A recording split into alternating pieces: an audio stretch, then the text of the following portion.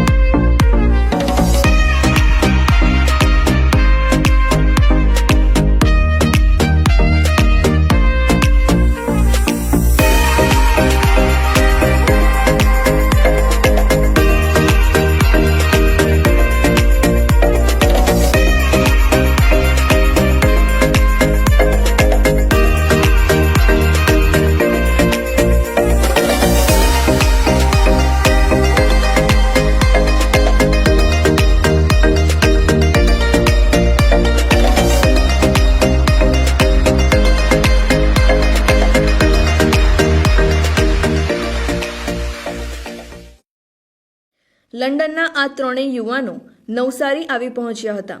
જલાલપોર તાલુકા ઐતિહાસિક કરાડી ગામમાં આવેલ ભારત વિદ્યાલયની સૌપ્રથમ મુલાકાત આ શિક્ષણ પ્રેમી યુવાનોએ લીધી હતી. ભારત વિદ્યાલય કરાડીએ ઐતિહાસિક શાળા છે. આ શાળાના આજીવન પ્રમુખ સરદાર વલ્લભભાઈ પટેલ છે.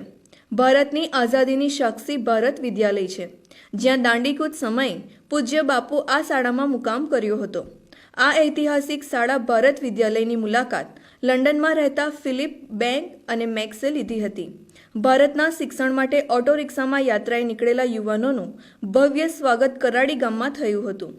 જલાલપોરના ધારાસભ્ય આર.સી. પટેલના હસ્તે શિક્ષણ પ્રેમી યુવાનોએ ભવ્ય રીતે આવકારવામાં આવ્યા હતા. ભારત વિદ્યાલય કરાડીના ટ્રસ્ટી બાબુ રામા તેમજ ટ્રસ્ટીગણોએ અભિવાદન કર્યું.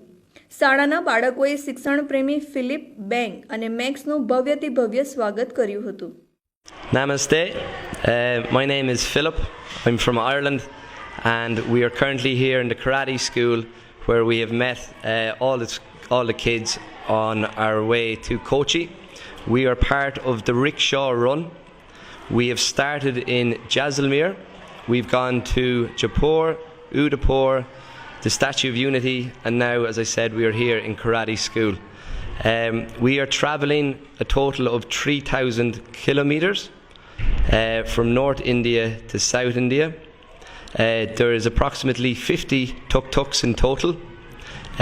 It is a challenge, so we have an A and B, start and finish, and anything that happens in between, it is all on ourselves. If we break down, we either fix the tuk-tuk or else we get a local mechanic, and it is a quite difficult challenge. But however, it is all in aid of a charity where we've picked the karate school. My name is Ben, and I would like to talk about the presence or the feeling we got when we entered the school, the karate school today.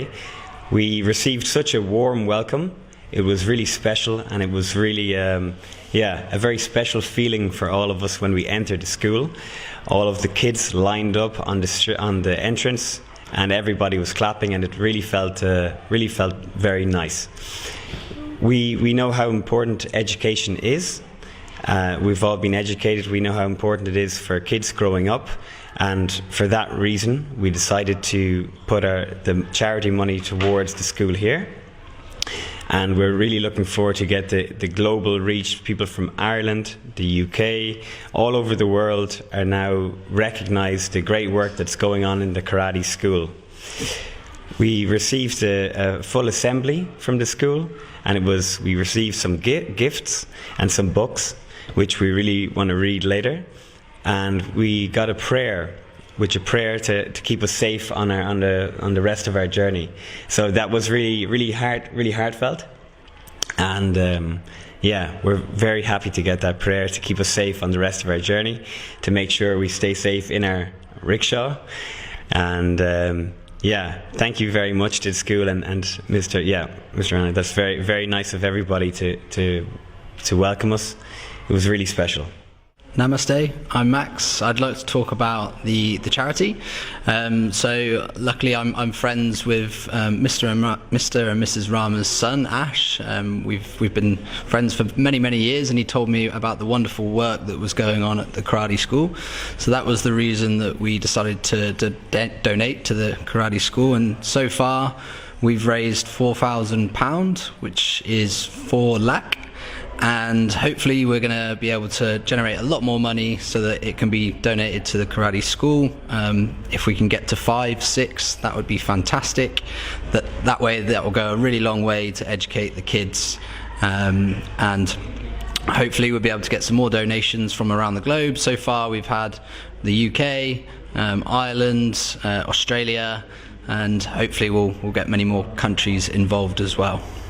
Jai Hindi. આ શિક્ષણ પ્રેમી વિદેશી યુવાનો જેસલમેરથી auto રિક્ષામાં યાત્રા શરૂ કરી હતી અને ત્યાંથી ગુજરાત આવ્યા. દક્ષિણ ગુજરાતમાં કરાડી ગામની એકમાત્ર ઐતિહાસિક ભારત વિદ્યાલયની મુલાકાત લીધી અને શાળાના વિદ્યાર્થીઓને અભ્યાસ હેતુ 4,500 પાઉન્ડનું દાન પણ કર્યું હતું. તેમણે શાળાના વિદ્યાર્થીઓને ભણતર ઉપર ધ્યાન કેન્દ્રિત કરવા જણાવ્યું હતું અને શિક્ષણનું મહત્ત્વ સમજાવ્યું હતું. અંગ્રેજી યુવાનોએ મહાત્મા ગાંધીને પણ યાદ કર્યા હતા. નવસારી માટે ગૌરવપૂર્ણ રીતે કહી શકાય કે આ વિદેશી યુવાનોએ ઐતિહાસિક કરાડી ગામની શાળાની મુલાકાત લીધી હતી. 3 યુવાનો જે યુનાઇટેડ કિંગડમથી આવેલા અને યુનાઇટેડ કિંગડમથી ઇન્ડિયા ભારત આવીને જેસલમેરથી કોચીના જવાના હતા, પણ એની જે પ્રવાસ હતો એ પ્રવાસ ગૌરવ લગાવી એવી વાત હતી કે ફક્ત સ્કૂલને પ્રમોટ કરવા માટે, ગરીબ વિદ્યાર્થીઓને મદદ કરવા માટે એ લોકોની આ આખી ટૂર એમણે આયોજન કરેલી. યુનાઇટેડ કિંગડમમાં જન્મેલા અને આપણી સ્કૂલને મદદ કરવા માટે આ યાત્રા કરે છે, આ ડિફિકલ્ટ યાત્રા, કઠિન યાત્રા, તો ખરેખર એક બહુ જ મોટો ગૌરવની વાત છે આપણા દેશ માટે, આપણા સમાજ માટે, આપણી સ્કૂલ માટે. અને જે પણ પૈસા એમણે ભેગા કર્યા છે એ બધા પૈસા ભારત વિદ્યાલય કરાડી સ્કૂલને આપશે. અને ખાસ કરીને કહીશ કે આપણા MLA સાહેબ શ્રી RC પટેલે એમનું સરસ સ્વાગત કર્યું, અને સ્વાગત કરીને એમને ખૂબ જ ધન્યવાદ આપ્યા કે અમારા વિદ્યાર્થીઓને તમે એક એવા સમયે યાદ કરી અને મદદ કરી કે જ્યારે ખરેખર એમની જરૂર હતી, અને એ બદલ એમણે એમનો ખૂબ આભાર માન્યો. અને સાથે સાથે આપણા જલાલપોર પોલીસ સ્ટેશનના પોલીસ ઇન્સ્પેક્ટર આહિર સાહેબે જે પોલીસનો બંદોબસ્ત કર્યો હતો એ ખરેખર ખૂબ જ પ્રશંસનીય હતો. તો આ RC સાહેબ, આહિર સાહેબ તેમજ આ ત્રણેય યુવાન મિત્રો જે છે એમને ખરેખર આખી ભારત વિદ્યાલય કરાડીની ફેમિલી અને કરાડી ગામ અને સમગ્ર કાંઠા વિભાગ જિંદગીભર યાદ રાખશે.